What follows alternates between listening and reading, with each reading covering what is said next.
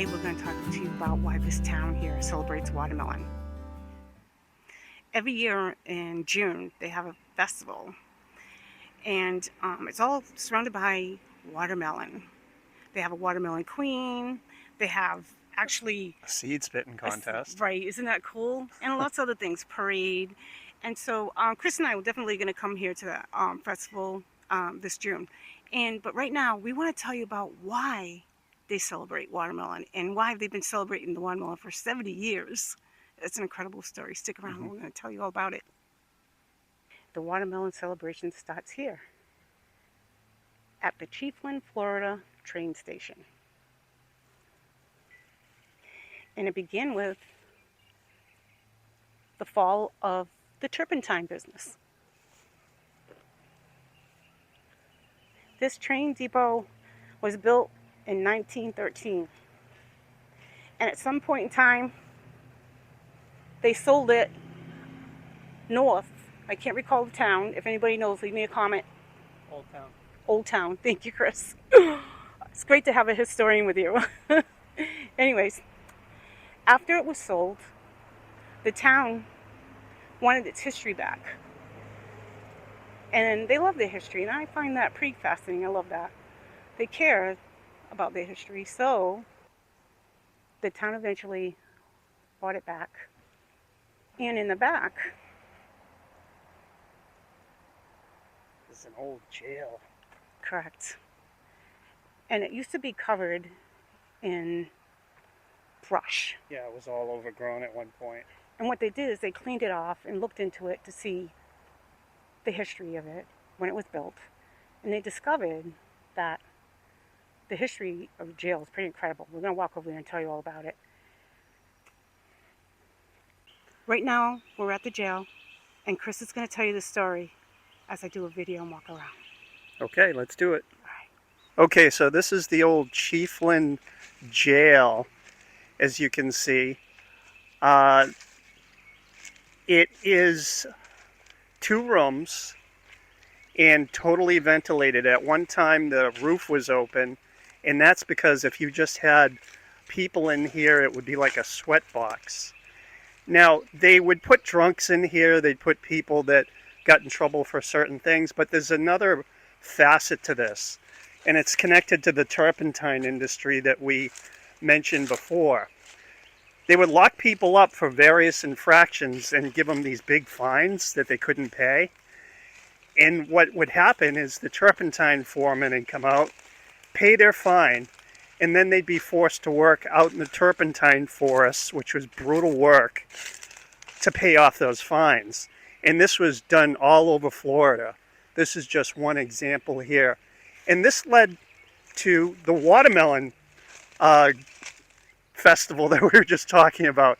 Because in the 1920s, this convict labor system was outlawed. And the turpentine industry fell apart. So then they started growing watermelons instead of having turpentine out here. So it switched from turpentine to watermelons, and that's what you have today. They call this the watermelon capital of the world.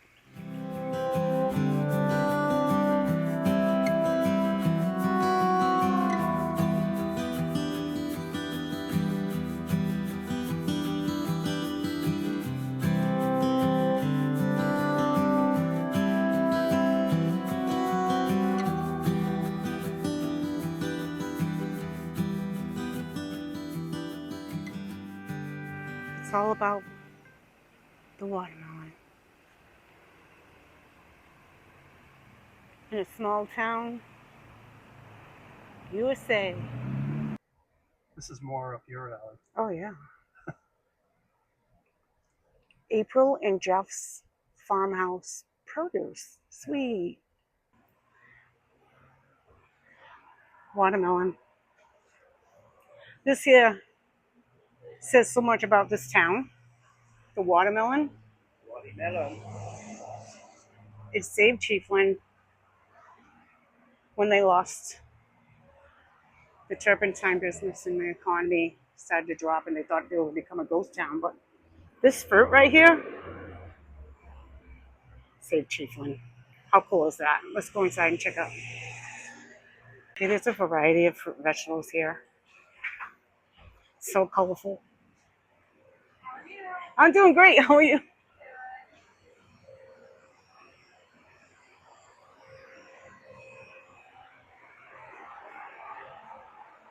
You come here and get all the healthy stuff. Salty dill pickles. Who doesn't love a salty dill pickle?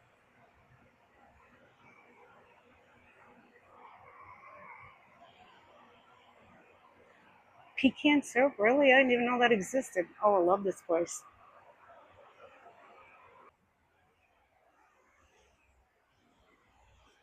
I actually got myself some honey because honey's the best here. It really is. I'm trying the wildflower honey first.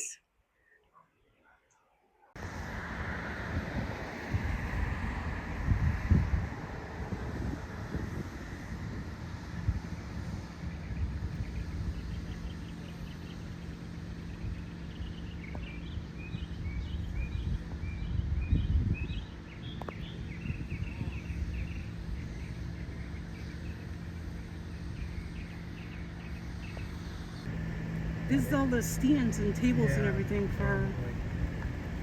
We'll have to look into the hours.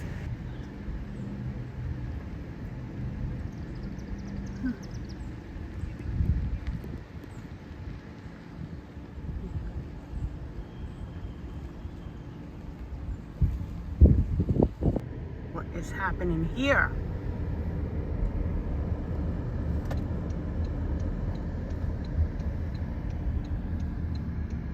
Okay, we're headed to Cedar Key, but we stopped by this garden center. We just left Chiefland, and check this out. This is quite a discovery, Kathy. Yes, it is. All right, check this out.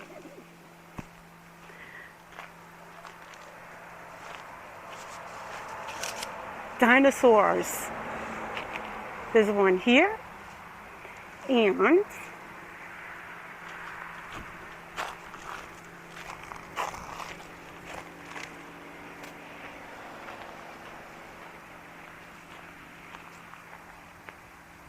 another one over here.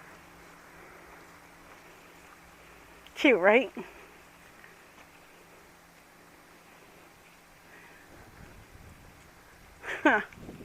Now, if you need anything for your garden, I'm pretty sure this is the place you want to come.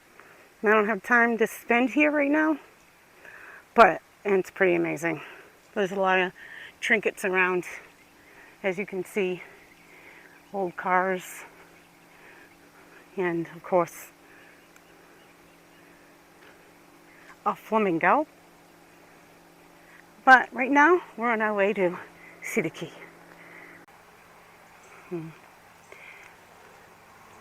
So this garden center is in Chiefland. It's pretty cute. You can come on and check it out. It's open, and today is Wednesday afternoon.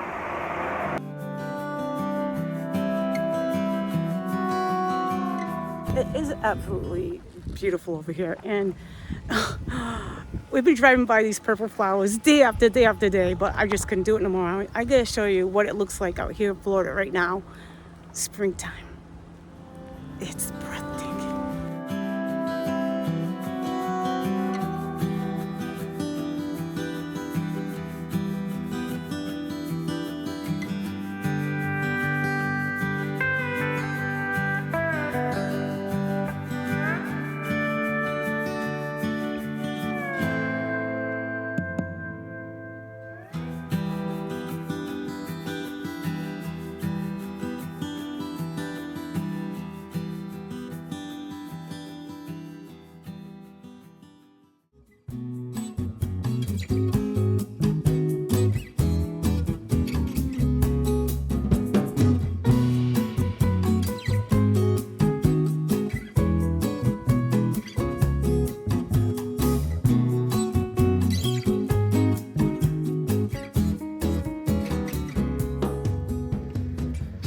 Hi.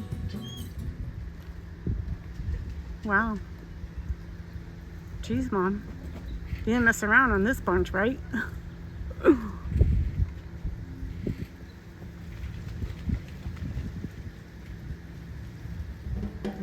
grab my camera. I think so.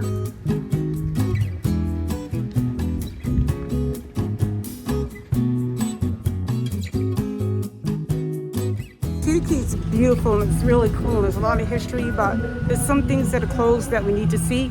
But, you know, check out this fisherman. We'll definitely come back and do a historical video on this.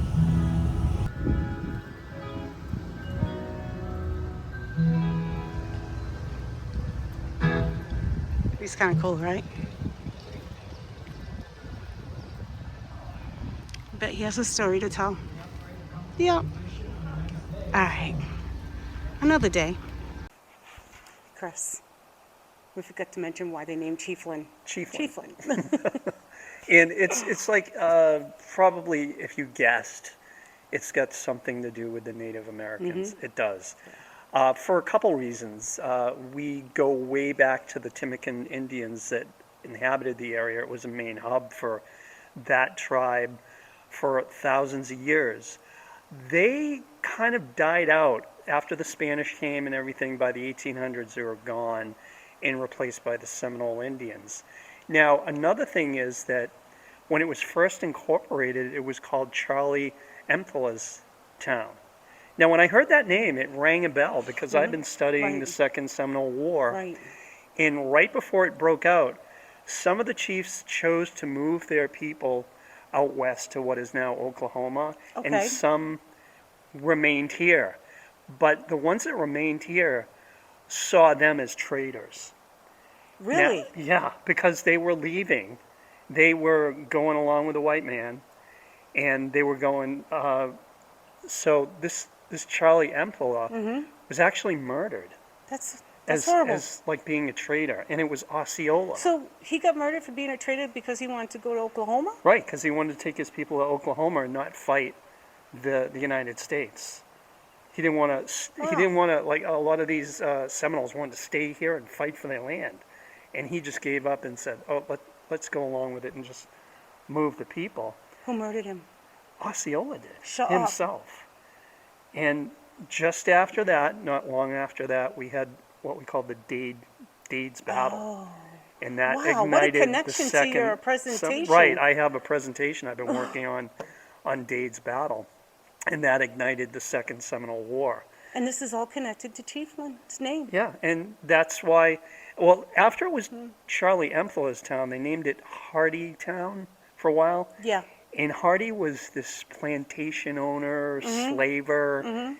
And then in 1913, the people of this town decided to name it Chiefland rather than after that guy. That's the year they built the train station. To honor the Native American heritage. Isn't that kind of cool? I think that's great. Yeah. That's beautiful. And they deserve to be honored for everything they went through in the battles in this state. Wow. Geez, you just don't know. No. We drove or passed through Chiefland so many times. You just drive through it and you're like, yeah, Chiefland must have something to do with Native Americans. I just... That's what it has to do. Researched the history. And wow, it goes a lot deeper than you know, you even never thought. Passing by there, I never would have thought the history. It's like that's what we're finding. Every little place we go, you scratch the surface and you find all and these you keep little going deeper things. and deeper, and we went all the way to the Chief Osceola. Yeah. That's incredible. Yeah. Osceola. I bet you DeSoto's got something to do with this somewhere.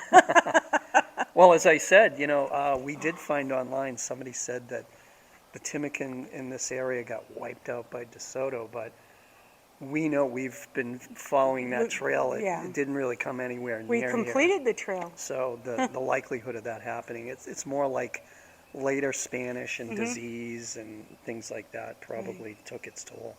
Also, to mention before we say goodbye for the day, we went over to Cedar Key. We mentioned we were going to go to Cedar Key, and we were going to do a little bit of history there too, but the places that we want to visit wouldn't have made the video complete. So we'll definitely do a Cedar Key, a deep dive into Cedar Key in the future. That was kind of like a scouting expedition. Yeah, we'll be back. Definitely. We'll be back, right. Well, let's end it here. Okay. And thank you so much for watching. Thank I you. hope you like what you've seen. Leave us a comment. Let us know if there's anything that you know about Chiefland. Tell us your memories of Chiefland. What a Right, great town. The right. people there were Yeah. so friendly at the fruit market. Everything. We love it there. Mm-hmm. Cute, quaint. They just want to keep it old Florida, and I can totally understand that. Again, thank you, and Okay. have a great day. Bye-bye. Bye-bye.